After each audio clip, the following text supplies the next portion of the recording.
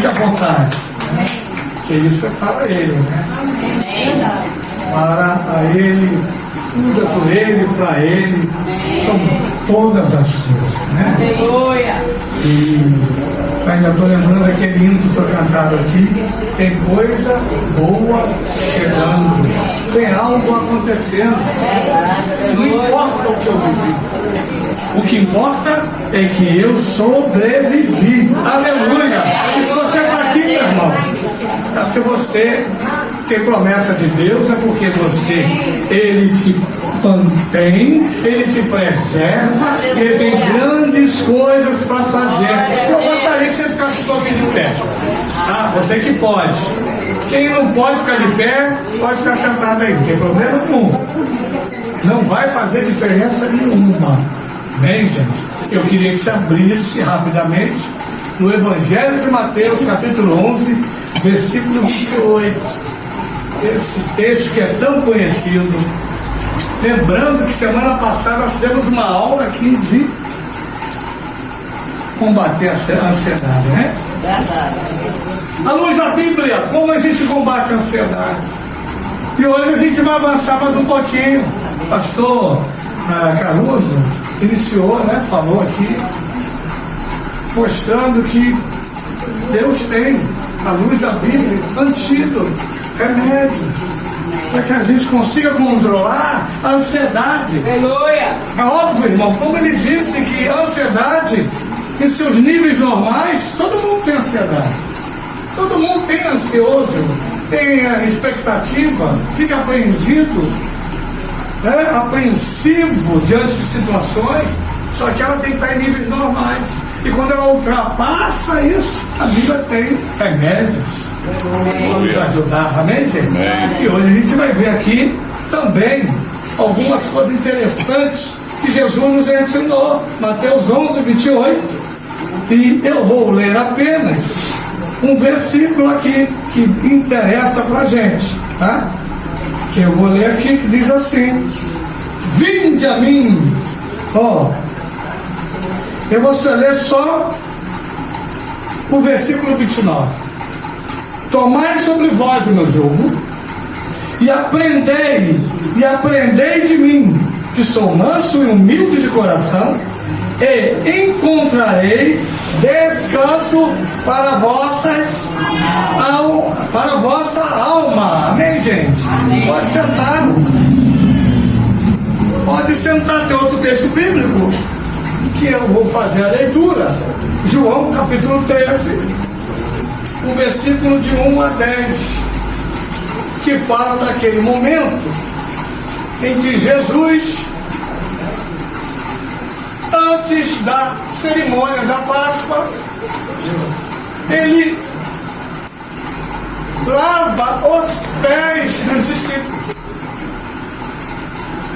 E diz assim, sabendo Jesus que era chegada a sua hora de passar desse mundo para o Pai, como havia amado os seus que estavam no mundo, o amou até o fim.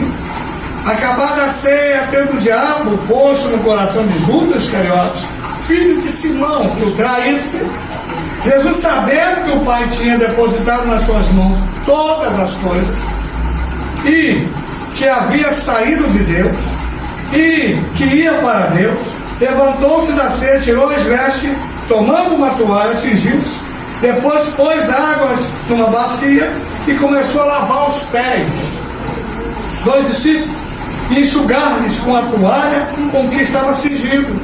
Aproximou-se, pois, Simão Pedro, que lhe disse: Senhor, tu lava-me a mim os pés? Respondeu Jesus e disse: o que eu faço não sabes tu agora, mas tu saberás depois. Disse-lhe Pedro: nunca me lavarás os pés. Respondeu-lhe Jesus: se eu não te lavar, não tem parte comigo.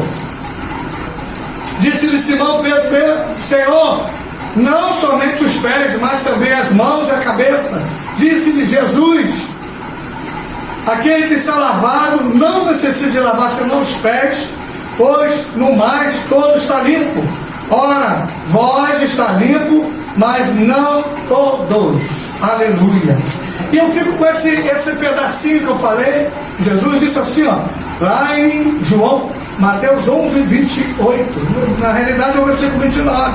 Ele diz assim, ó: aprendei de mim, que sou manso e humilde de coração, e achareis descanso para vossas almas. E quando a gente confronta com esse texto que fala sobre o lava-pés, era um costume da época, irmãos, né? Que aqueles que recebessem suas casas convidados, era uma tradição de lavar os pés, que até certo momento tem uma simbologia, até um certo o significado, né? Que é a humildade. Mas também, ao lavar os pés, traz também o significado de pureza, de purificação. Não é à toa que até na nossa sociedade nós temos o costume, diante das refeições, lavar nossa cabeça, amém? Não, lavar as nossas mãos. É uma tradição, é uma forma de higiene, é um costume que temos também. E Jesus ali, já prestes a enfrentar a cruz, por não ter alguém, um servo, para fazer aquela cerimônia, para fazer aquele ato de lavar os pés, ele mesmo propôs, porque lavar pés fazia, na época, o servo, o patrão, o senhor da casa, não tinha esse costume, mas era algo que fazia quem é servo. Então o servo tinha essa incumbência dentro da casa, ao receber os convidados, Felipe, ele lavar os pés, ele fazer esse ato, essa cerimônia, né? Que era prestada aos convidados da casa. E Jesus observou que não havia servo disponível, não havia ninguém na casa que pudesse fazer essa demonstração, ter esse ato de educação, de lavar os pés. Isso traz algo para a gente, irmão, uma lição, que aqueles que caminham com Cristo precisam entender que, se são verdadeiramente servos, precisamos lavar os pés um dos outros. Precisamos lavar os pés um dos outros. Porque Jesus disse: aprendei de mim. Interessante que quando ele disse isso aos discípulos, ele já havia ensinado. Ele já havia ensinado várias lições. E aqui nós vamos aprender qual é o significado disso para a caminhada cristã, e que ter essa atitude, ter esse comportamento, praticar a humildade e a mansidão, é algo que vai fazer com que a nossa alma encontre descanso.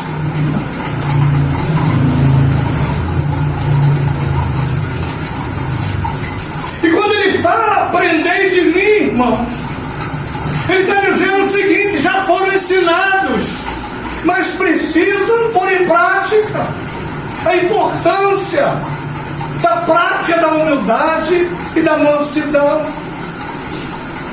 E nós aprendemos na semana passada, quando ele nos ensina a não andarmos ansiosos.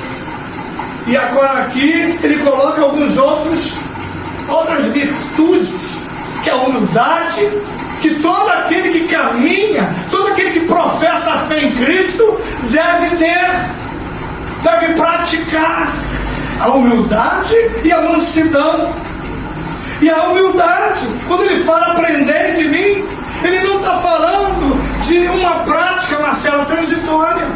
Não é algo esporádico, não é algo que deve ser feito em determinados momentos. Mas ele, quando diz aprender de mim, ele está dizendo: seja um um estilo de vida, seja uma mudança de vida, é um estilo de vida, de mansidão e de humildade. Aprendei de mim. E aí eu fui pesquisar, irmãos, a origem dessa palavra, até para a gente entender os termos, para saber se nós realmente caminhamos na fé cristã de forma humilde, tendo essas virtudes que são importantes da fé cristã. São credenciais de todo aquele que diz que é um seguidor de Jesus. São credenciais de todo aquele que diz que é um servo de Cristo. Portanto, são credenciais de todo aquele que se diz cristão. Porque cristão significa seguidor de Cristo. E quando eu sei que alguém é cristão, quando apresenta a prática da mansidão e a prática da humildade, que são credenciais que acompanham a todos aqueles que são batizados e lavados no sangue de Jesus. Aleluia!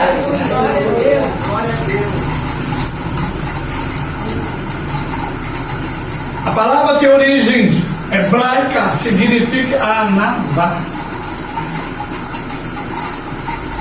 E a palavra anavá, irmãos, quando transcrita para o português, qual o significado da palavra humildade?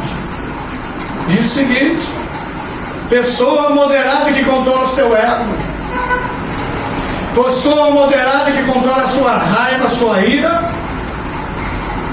pessoa controlada. Aquela pessoa que pode estar chovendo, caindo canivete, ela consegue manter a calma de forma ponderada, ela não é precipitada, ela é paciente, ela não age por impulso. Isso é humildade. Origem anavá, a palavra hebraica.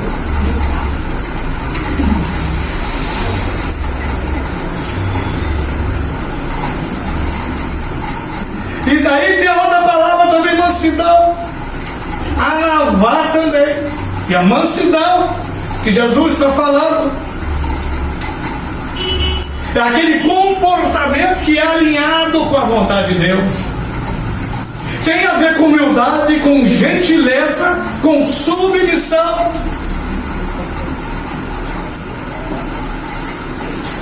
Firmeza de propósito. É uma virtude, a mansidão, que exige daquele que a tem força e maturidade. É aquela pessoa que age com coragem, com prudência. Mansidão. É uma força interior, a mansidão, de autocontrole, de temperamento. Age tudo com planejamento, não precipitação. Mansidão, palavra.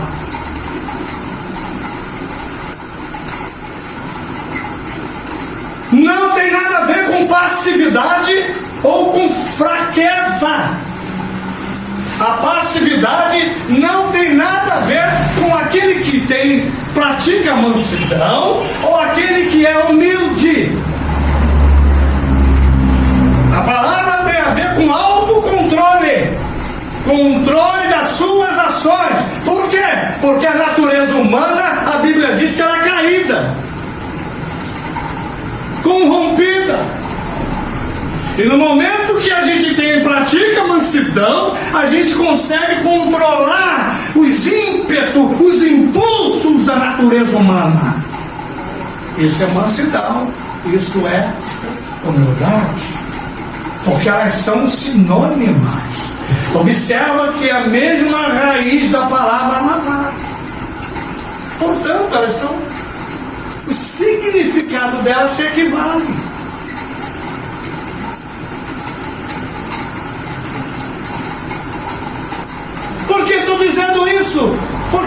mesmo disse em Mateus, em Lucas,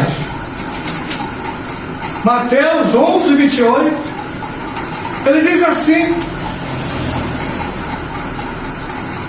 o meu jugo é leve e suave. E eu fui pesquisar, irmãos, o que é jugo que Jesus está falando aqui, que nós devemos carregar também, porque meu jugo é leve e suave. Portanto, aquele que segue a Jesus carrega também esse jugo. Que o jugo nada mais é, irmão, que uma peça de madeira que juntava os bois ou os cavalos para carregar a carga. E Jesus está dizendo que a carga dele, o jugo dele é leve e suave. Sabe por quê? Porque a carga que Jesus está dizendo, que o jugo dele é leve e suave, você não leva sozinho. Ele está dizendo: eu levo junto com você. Aleluia! Por isso que o jugo dele é leve e suave. Porque ele diz: se carregar o meu jugo, eu levo junto com vocês. Significa dizer que o Senhor está junto com a gente. Por isso que ele diz assim: ó, eu nunca vos deixarei, jamais eu vou desamparar vocês. Pode o seu familiar te largar de lado, pode seus amigos te abandonar, pode os colegas te deixar de lado, mas ele disse: nunca te deixarei, jamais te desampararei, diz o Senhor. Aleluia.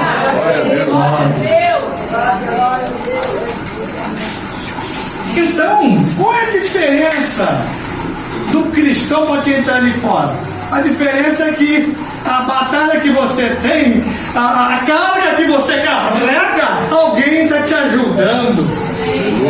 Você não carrega sozinho. Essa é a promessa.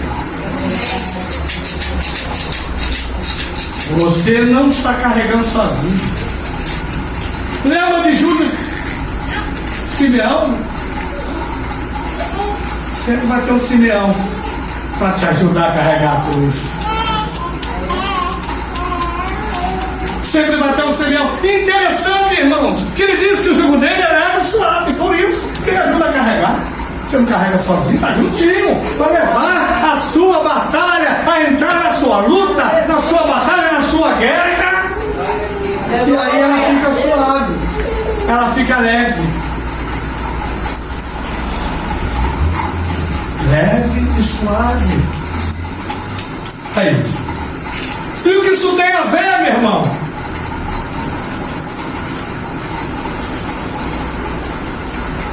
Aprendei de mim que sou manso e humilde. Olha só, nós já falamos aqui desses dois componentes. E achareis descanso para vossas almas. Que a gente já vai ver essa parte. As coisas ficam mais fáceis.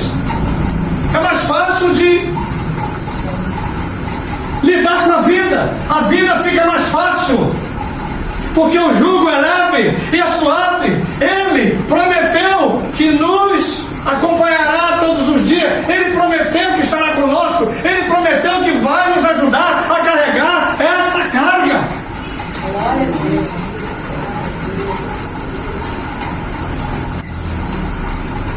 E o contrário da humildade, irmãos. Sabe qual é o contrário? O antônimo de humildade: ostentação. E a ostentação, o que é ostentação? Você pode colocar aí, pastor, meu projeto aqui, Provérbios 6,16. Você vai entender o que é com ostentação. Ostentação é menosprezar os outros. Oi.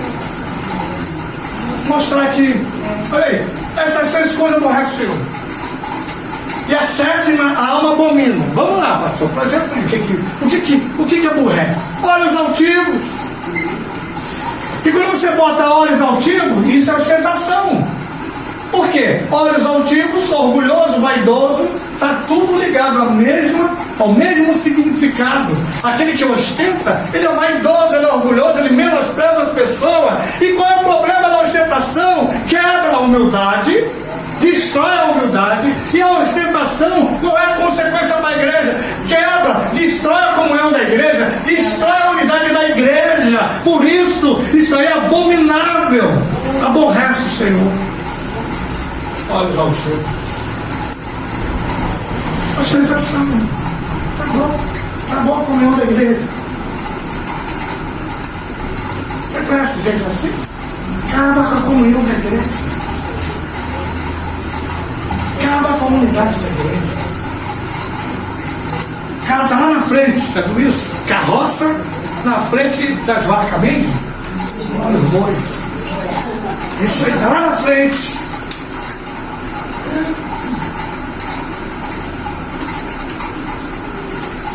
Isso é tão sério que a própria Igreja Católica Apostólica Romana, ela coloca a ostentação, tem luxúria lá também, orgulho, que é a mesma coisa, sinônimo, como um dos 7 pecados capitais. Que tem lá, eles falam para pecado capital, pecado venal, pecado original, não é isso?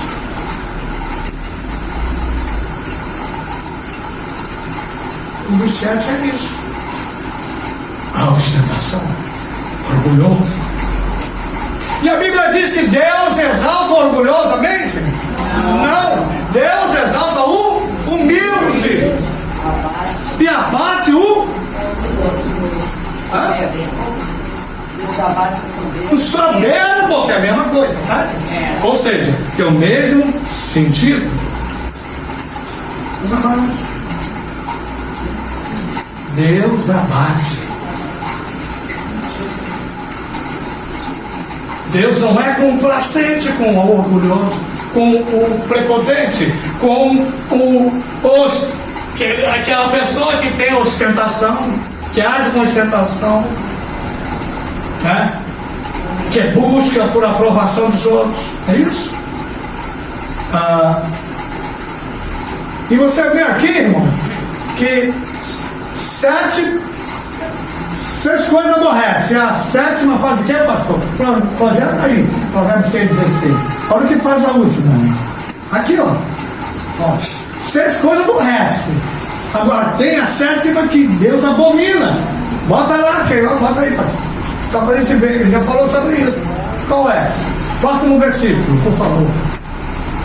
Aqui, ó. Coração, papapá, vai que apressa o mal. Vai lá, vai na frente, pastor. Aí, ó. O que semeia contenda entre os irmãos. Esta é aborrece. Não, abomina. Olha só. Por quê? Porque isso destrói a igreja. Acabou a igreja, gente. Você vai contenda? Acabou a igreja. Isso é gravíssimo. E quantas vezes eu vejo pessoas, eu já vi, contenda aqui, semeia ali, então Jesus. Você sabe o que é semear contenda? Começa com F, termina com A. Fofoca. Você viu o que a fofoca faz? Você destrói uma vida, destrói uma igreja, destrói uma empresa, destrói um grupo, destrói fofoca. E pior quem fala do que pior quem ouve do que quem fala. Porque nós temos um compromisso com a verdade. Temos o dever de bloquear naquele exato momento. Sabe por quê? Porque senão a gente se torna cúmplice. E qual é a consequência? O autor do crime, ele responde pelo mesmo crime o cúmplice. É a mesma pena, sabia disso? Aí, gente. Mas eu não falei nada, mas ouviu e não fez nada. Cúmplice. Está enrolado no cadastro do céu. É, gente. entrou na lista de restrição do céu. SPC Serasa do céu. Não tem crédito. Qual a consequência? Você entra na lista de restrição. Resposta certa, Zé Rodrigo. Não tem crédito. E aí fica assim, irmão. A vida está passando, o tempo está passando, e a gente continua na mesma vida de sempre. É óbvio, irmão, que eu até brinco aqui, o fofoqueiro tem sua utilidade. Qual é? Quando você quer que um assunto todo mundo saiba, fala com o fofoqueiro, vai resolver seu problema, vai espalhar que é uma beleza, meu irmão. É igual a guimba de cigarro que cai e mata o cerco, já viu? E pega fogo em tudo, e vai lambendo aquilo tudo, o fogo chega a uma proporção que você nem imagina.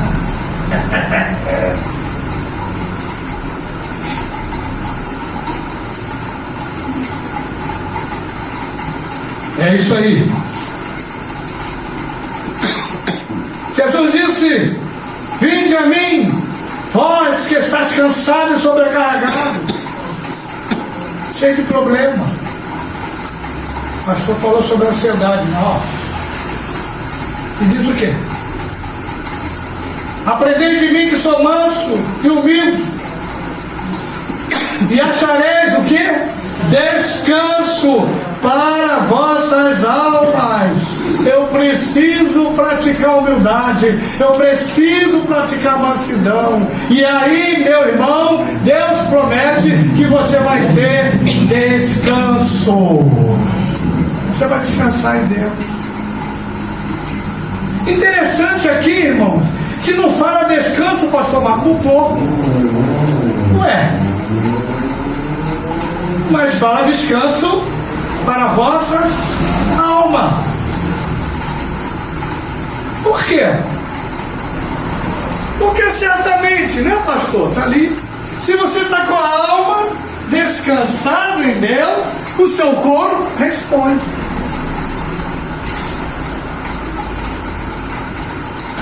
Então, vamos ver que o que nós precisamos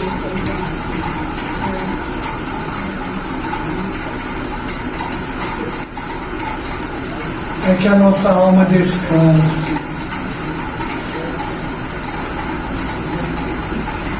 Os antepassados, você pega o salmo, diz assim: porque está abatido, ó minha alma.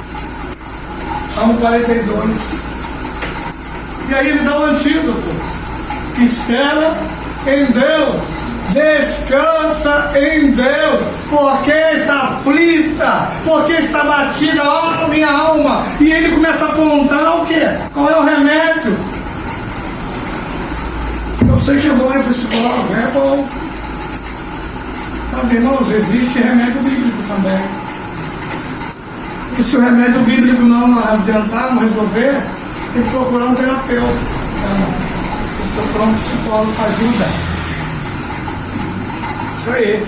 Mas a Bíblia tem uns remédios também para a alma aflita. Porque o problema está onde? Não é no corpo físico, está na alma. Por isso ele diz: acharei, Jesus disse: olha, vocês vão achar descanso para vossas almas, para a vossa alma. Porque Jesus viu que o problema estava na alma humana. A alma precisava descansar, que é o descanso da alma. Acharei descanso para a vossa alma, que é alívio espiritual, descanso para o coração e mente. Quando você fala em coração, você está falando do interior, né? Você, quando fala em mente, você está falando do emocional. O emocional estável, sua alma descansar, estabilidade emocional. A sua mente, e o pastor falou na semana passada, não é? Que você precisa que a sua mente, tudo que tem virtude, tudo que é de boa fama, seja isso que ocupe o vosso pensamento. A Bíblia encontrando, mostrando caminhos para se livrar de um mal chamado ansiedade. ansiedade. Achar descanso, irmão, o que a gente mais precisa. Muitas vezes, irmão Maurício, a gente acha que uma boa viagem resolve.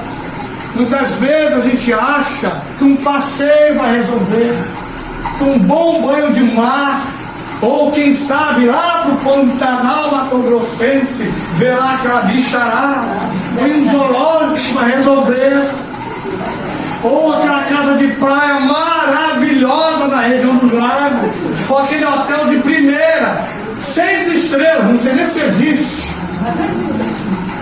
Tudo de bom, café da manhã, almoço, janta, paisagem, de frente para o mar. Ou quem sabe andar no Rio de Janeiro, em cima daquele bonde, do bondinho. Ou visitar o Cristo Redentor. Ou aquela vista ao mar. Ou fazer um luau. É luau? Isso, luau. Numa das melhores praias. Vai resolver. Não vai resolver, irmãos. Por quê? Porque o problema não é físico, é da alma. Você vai levar a sua mente, a mente vai ser a mesma naquela casa de praia, a mente vai ser a mesma na piscina, a mente é a mesma lá no bondinho, lá no bom dia também, ou lá no avião que você vai viajar, ou lá no hotel maravilhoso 6 estrelas, a mente vai junto. E aí Jesus está dizendo, olha, vinde a mim, vocês que estão sobrecarregados. Aprendam comigo que o meu jugo é suave. Aprendam comigo a humildade e a mansidão. E aí sim, vocês vão achar descanso para o vosso corpo. Não, descanso para a vossa alma. Aleluia. Glória a Deus. Aleluia. Descanso para a vossa alma. É o que a gente precisa, irmão. Como é bom você deitar e dormir. E quando você está aflito, você tem como consequência insônia. Eu não sei se você já passou por isso. Meu Deus, toda vez que eu tenho algum nível de ansiedade um pouco mais elevado, ou estou preocupado, eu não consigo dormir. Uma insônia terrível. 3 horas da manhã e você olha assim, vai no quarto, as crianças tudo dormindo, igual passarinho. Ai, que beleza. Aí você olha para a esposa do lado, tá lá cantando o hino nacional, dormindo, tá? Já sabe o que é, né? Aquele hino nacional que está conhece, que é decorado, né? Todo dia aquilo lá. Aquela coisa. Isso, é um livro estranho. E você em pé. E aí eu costumo passar e orar, meu Deus. Aí eu volto, aí eu consigo dormir alguma coisa. 3 horas da manhã. E aí quando você não dorme direito, no outro dia você já sabe como é que é. Porque a alma está aflita. A alma precisa descansar. E não adianta, pastor Milton, aquele colchão ortopédico de última geração que faz movimento para massagear, ou aquele travesseiro muito confortável.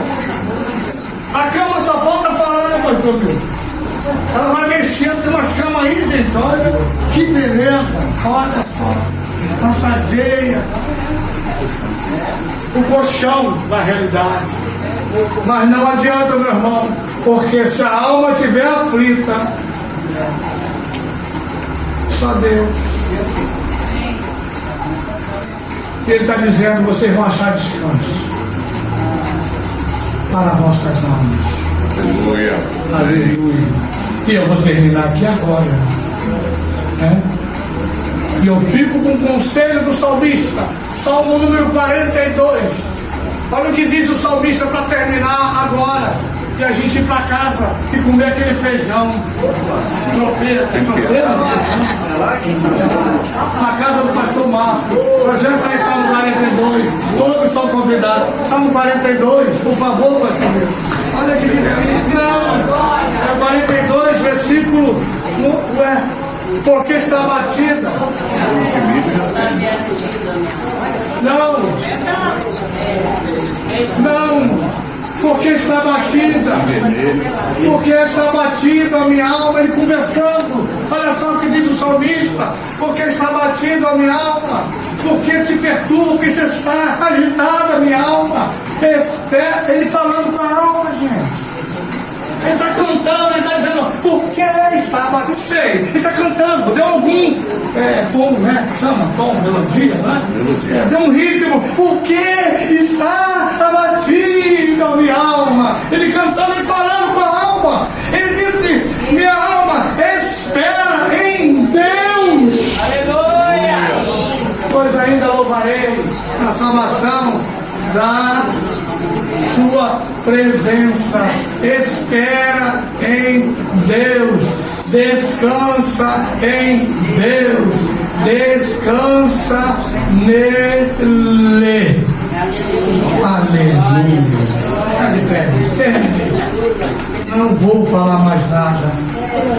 Eu tenho certeza que o Senhor está reverberando no seu coração essa palavra. Porque ela é viva e ela é eficaz. Ela tem que ter efeito na sua vida.